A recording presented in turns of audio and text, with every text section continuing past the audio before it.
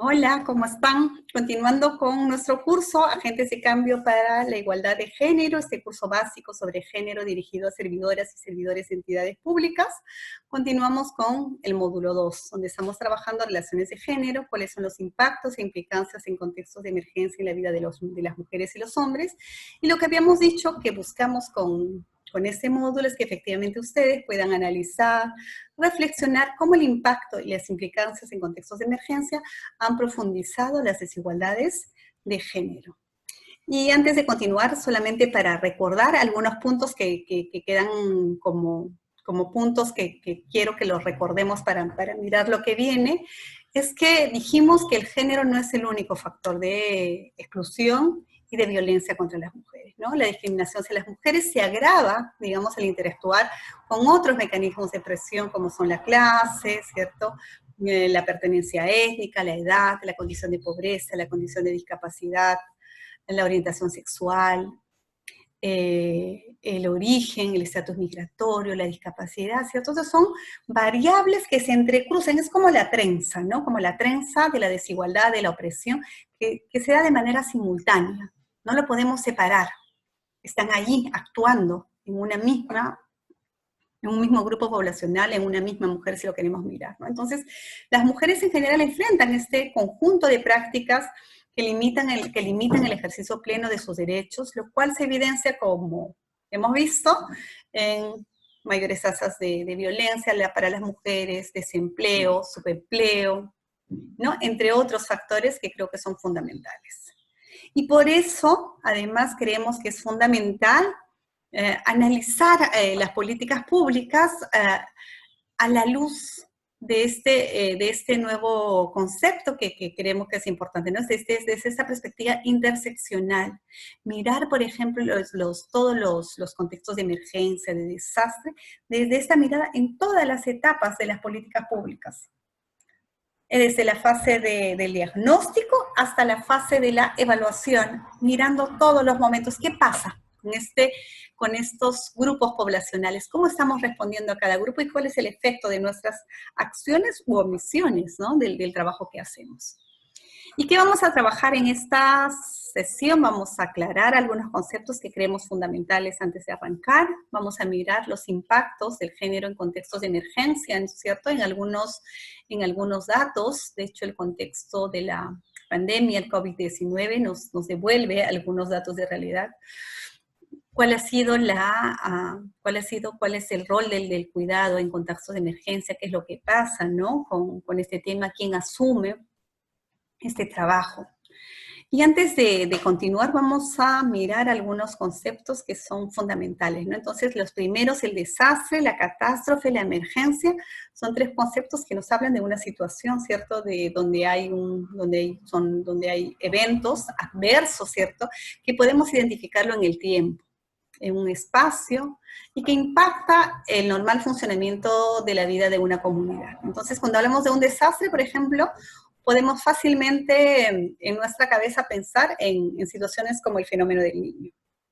Y cuando hablamos de emergencia, para la pandemia, ¿no?, vivimos en una emergencia, estamos viviendo en una emergencia sanitaria, ¿cierto?, que nos afecta de manera temporal, espacial, ¿cierto?, a un conjunto de poblaciones que en este caso además es global, ¿cierto? ¿Y la catástrofe qué es? Es cuando sobrepasa los límites, generando destrucción con periodos largos de duración. ¿Qué se les viene a la cabeza cuando hablamos de catástrofe? Para mí, los huracanes, ¿no? Felizmente acá no tenemos los huracanes, pero vivimos en una situación de constantes situaciones de desastres, que es importante que lo miremos por el espacio geográfico, además, en el que el Perú está ubicado, ¿no? Pero además esta situación de desastre, de emergencia, de catástrofe, se ve como una situación de mayor vulnerabilidad si analizamos dos conceptos que son fundamentales.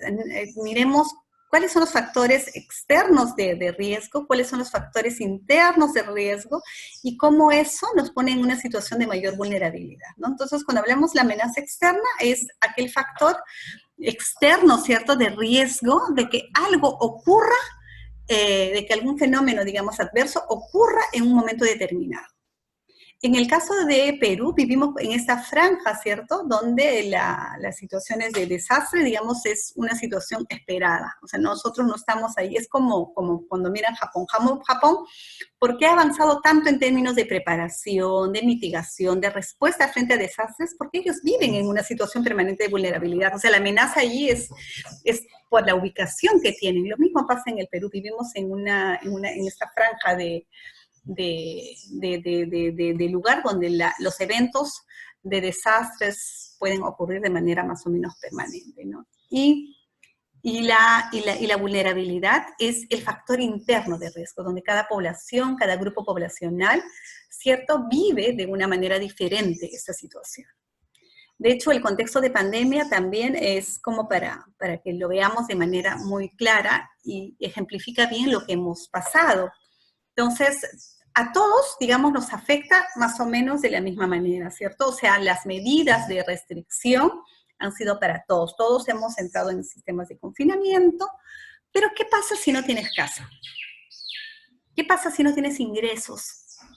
¿No? Entonces, claro, evidencia, y por eso es que la vulnerabilidad depende del grupo poblacional o de la persona. Entonces tiene que ver con nuestra condición de género, tiene que ver con el lugar en el que vivimos, tiene que ver con la situación de pobreza, la pertenencia étnica, ¿cierto?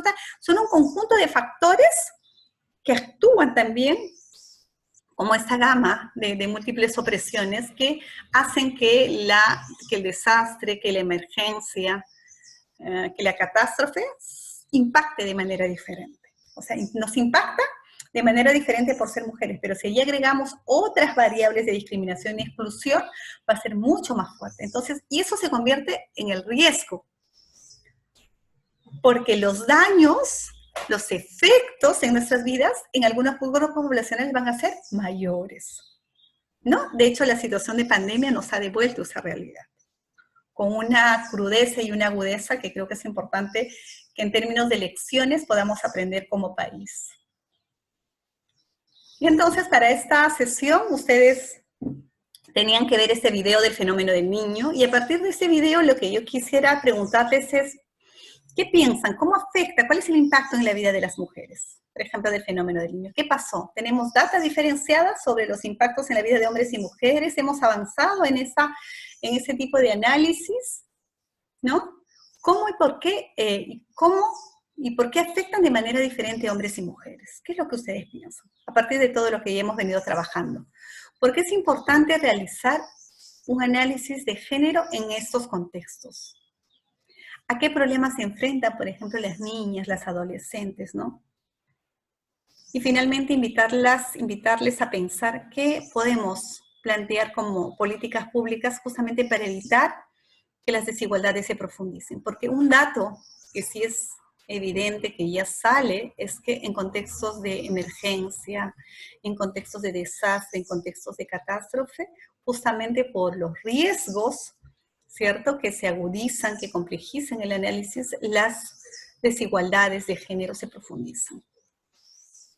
Entonces, algunos de los datos por qué es importante hacer un análisis de género en contextos de emergencia, ya lo hemos visto, pero quiero precisar algunas otras que me parecen importantes, ¿no? Creo que la situación de emergencia nos invita a colocar en el debate público los impactos diferentes en la vida de hombres y mujeres.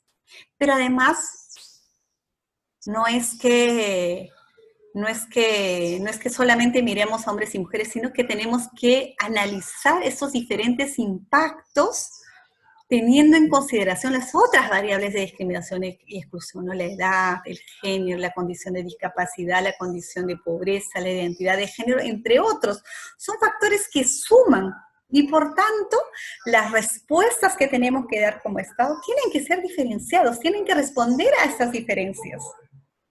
Difícil, por supuesto. Además, estamos en un país que mira las políticas de manera nacional, pero tenemos que avanzar. Yo creo que si no aprendemos de esa pandemia, que tenemos que dar respuestas diferenciadas, no sé. La violencia de género en contextos de emergencia también se agudiza, ¿no? Se complejiza. La mayoría de la pandemia nos ha devuelto, por ejemplo, que esta situación, por ejemplo, de pensar en que en que la casa es un lugar seguro, no lo es para mujeres, no lo es para niñas. Las situaciones de violencia sexual se han dado en este espacio doméstico. Entonces, muchas mujeres, por ejemplo, han estado encerradas o están encerradas con sus agresores, ¿no? Se incrementa el riesgo de maltrato físico, de maltrato psicológico, abuso sexual, ¿cierto? Hacia este grupo poblacional que además se convierte en un grupo vulnerable, están las niñas, los niños, las mujeres, las personas LGTBIQ+, entre otros grupos poblacionales, que creo que es importante que empecemos a mirar, ¿no? Y en contexto de emergencia, ¿cuál es el impacto, por ejemplo? ¿Qué ha pasado en esta época de COVID-19 con las mujeres, con los adolescentes, con los niños, con las niñas, ¿no? El aislamiento social, ¿cierto? Está este primer confinamiento, que además ha sido una política global, ¿cierto? Que hemos asumido todos los países, ¿cierto? Donde miles de personas hemos tenido que quedarnos en nuestras casas. No obstante, también hemos dicho que ese espacio no es un espacio seguro, ¿no? La violencia sexual se da básicamente en el espacio doméstico. Entonces muchas de estas mujeres, muchas de estas niñas han tenido que convivir con sus agresores. Y eso lo hemos visto en los datos, ¿no? Ahora, este aislamiento puede generar también mayor violencia hacia las violencias sexuales hacia las niñas, ¿no?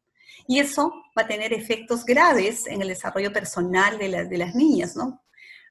Por ejemplo, se dice que el abandono escolar va a ser mayor después de este periodo para las niñas, ¿no? Entre otras situaciones, o sea, muchas de esas niñas, por ejemplo, se han quedado embarazadas. ¿Qué va a pasar? ¿Cómo vamos a responder como Estado a estas situaciones? Y lo otro es que la violencia de género, que ya es un dato de realidad, en contextos de uso de Internet también se ha agudizado, ¿no? El ciberbullying, el ciberacoso ha sido parte de las cosas que se han ido reportando. Y si miramos las cifras, por ejemplo, ¿qué ha pasado en esta situación de emergencia? 49 feminicidios, 2.700 casos de violencia sexual atendidas, de los cuales 93.7% eran mujeres. Y esto es del 2020. La violencia física, estamos hablando de 7.760 casos atendidos, de los cuales el 86% las víctimas eran mujeres. Violencia psicológica, 6.500 casos, 79% las víctimas fueron mujeres. Y esto estamos hablando de datos que llegan a ser denunciados, que llegan a ser atendidos. Sabemos, ¿cierto?, que la denuncia no es el primer paso que las mujeres toman, y en contextos de pandemia eso también se ha visto restringido. No todas las mujeres han tenido acceso y han tenido la posibilidad de denunciar. Y entonces, este confinamiento, por ejemplo, social obligatorio, se ha medido a través de una encuesta, ¿cierto?, que se ha realizado justamente hace muy poco. ¿Y qué es lo que sale? Por ejemplo, se dice que en el Perú 9 de cada 10 personas considera que se necesita mujeres participando en acuerdos y decisiones del gobierno para enfrentar los efectos del COVID y una representación igualitaria en los cargos de elección popular. Esta es una percepción que es interesante y creo que tiene que ver con cómo hemos respondido a la emergencia. Las dificultades como Estado, por ejemplo, que hemos tenido para mirar la situación que ha pasado con los retornantes, ¿no? Con estos migrantes que de un día a otro aparecieron en la carretera central y como Estado no los hemos visto, o sea, no nos hemos podido anticipar para justamente mitigar, y es ahí donde creo que la mayor propagación de contactos a nivel nacional se ha profundizado. El segundo aspecto que creo que no hemos podido responder y no hemos podido anticipar es la respuesta a las ollas comunes, ¿no? O sea, las mujeres han salido ahí con fuerza a mirar y a enfrentar esta situación. Y no hemos sido capaces, o sea, creo que han pasado 3 meses para que como Estado empecemos a mirar y reconocer que ya una respuesta que ya estaba, ¿no? Luego, 5 de cada 10 personas, por ejemplo, considera que las mujeres tendrán más dificultades que los hombres para conseguir o mantener un trabajo. Y esto ya se está viendo. Muchas mujeres están teniendo dificultades, por ejemplo, no solamente para hacer las que tienen teletrabajo, de teletrabajar en la casa, porque por todo lo que hay alrededor, los hijos haciendo trabajo, tenés que ver la cocina, la casa, ¿cierto? Pero además si tienes que salir a trabajar fuera, ¿con quién dejas a los chicos? ¿No? Entonces ahí hay una mayor dificultad y los entrevistados están dando cuenta de esa realidad, ¿no? Lo otro que dicen es que 8 de cada 10 personas considera que las mujeres embarazadas y con hijos e hijas tendrán más dificultades para conseguir o mantener un trabajo. Eso también lo hemos visto, que es una situación más o menos estructural, pero que en contextos de emergencia se agudiza. Y en contextos de pandemia, además, muchísimo más, porque el confinamiento doméstico ha hecho que los niños estén, por ejemplo, que no tengan el espacio del colegio, no están en la casa, entonces alguien tiene que cuidar a esos chicos. ¿Quién tiene que cuidar a esos chicos? En sociedades como las nuestras, mayoritariamente las mujeres. 7 de cada 10 personas considera que las mujeres dejarán de trabajar para quedarse en casa, realizando los quehaceres del hogar y los cuidados de quienes integran la familia. Eso también ya lo hemos visto. Y lo que agudiza también es cómo aumenta la carga laboral de las mujeres, ¿no? Entonces, según esta información, por ejemplo, la OIT lo que nos dice es que las mujeres realizan 76.2% de horas de trabajo de cuidado no remunerado, más del triple de lo que hacen los varones. Y eso lo que nos invita es a mirar también nuestras propias prácticas. Cada una de ustedes tiene que revisar qué es lo que está pasando en vuestras casas.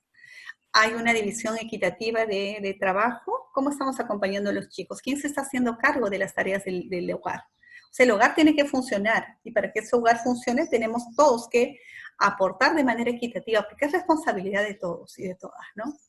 Durante el aislamiento también nos dicen las mujeres y los hombres perciben que dedican más tiempo a las tareas del hogar, o sea, ya los hombres han empezado a decir, ya ahora que hemos estado en la casa nos hemos ocupado un poco más de las tareas, pero como ven, ese dato sigue siendo infinitamente superior a lo que las mujeres hacen en ese trabajo.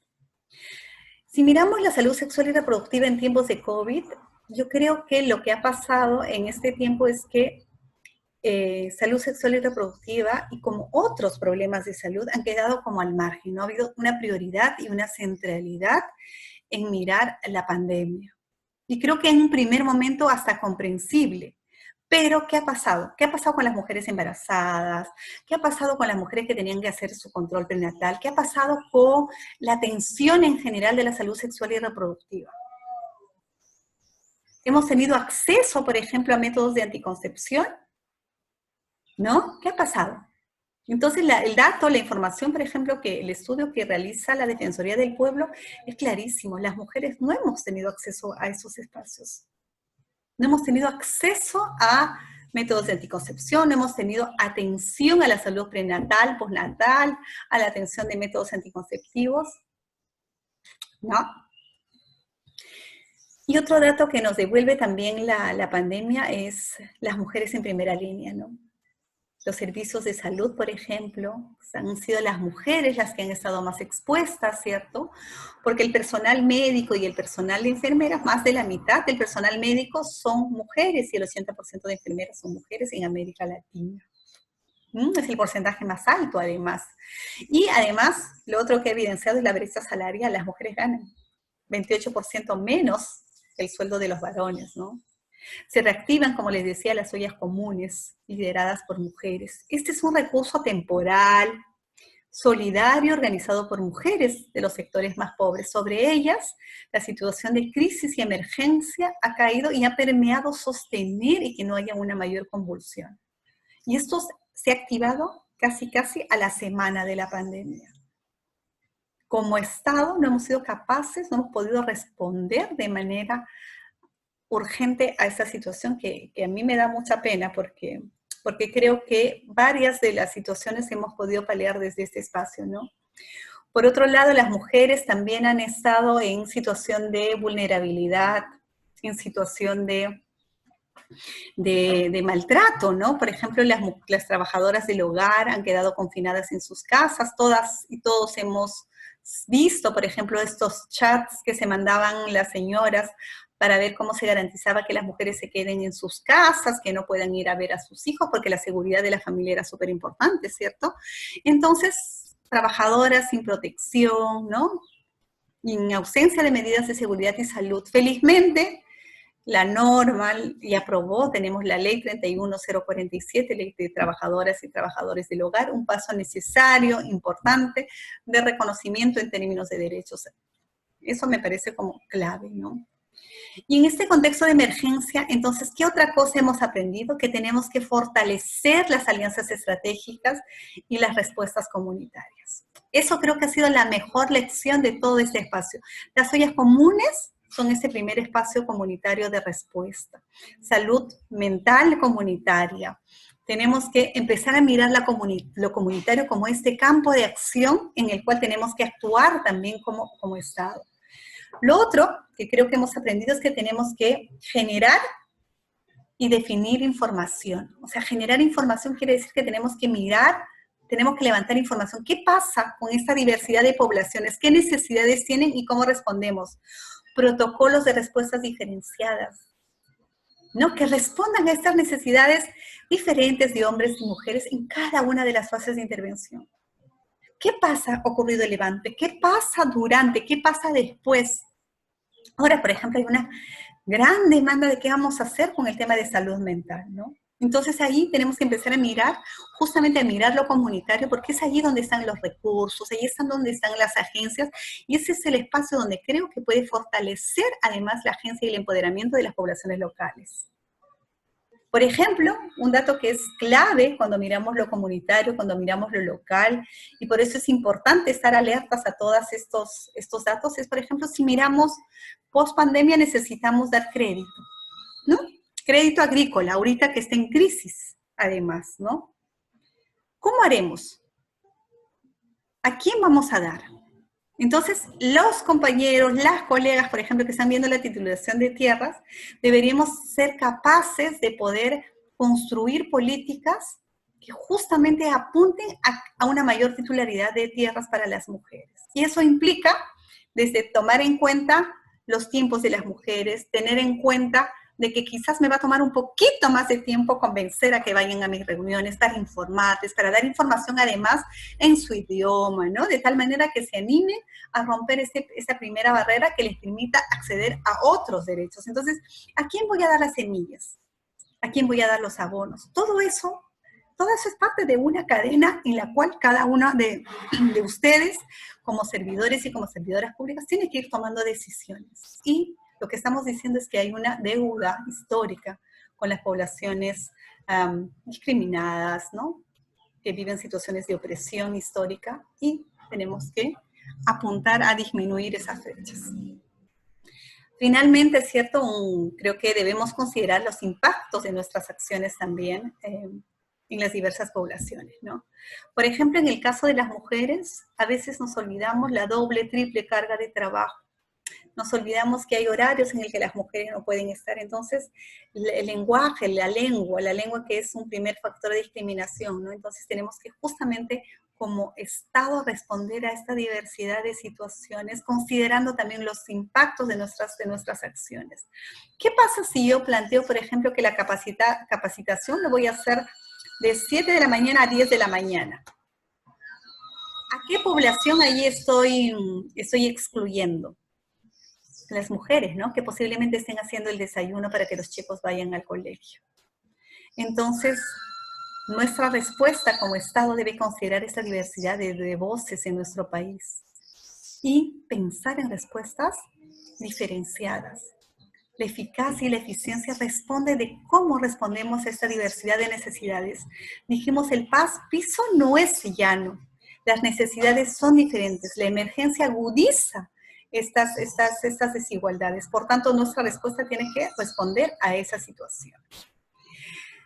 Para terminar, los contextos de emergencia, dijimos, afectan de manera diferente a hombres y mujeres. Por ello, es fundamental pensar, implementar respuestas de políticas considerando estas diversas necesidades.